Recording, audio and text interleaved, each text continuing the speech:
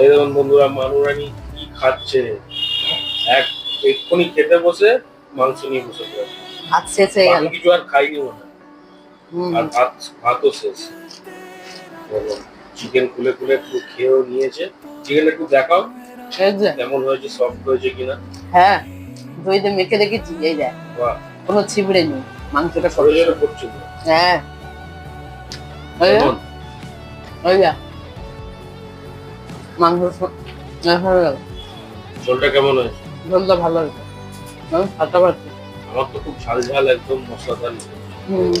তবে একটু করে সর্দি হয়েছে, নিয়েছি এক বাটি ঝোল, সব খতম। একটু সর্দি হয়েছে, ওই জন্য ঝাল দিয়েছি বেশি করে। একদম সর্দি হলে বন্ধুরা ঝাল খাবে, একদম সব বেরিয়ে যাবে। হ্যাঁ, আর পুরো কাঠ দিয়ে দেওয়া হবে, কাঠ দিয়ে দেওয়া হবে।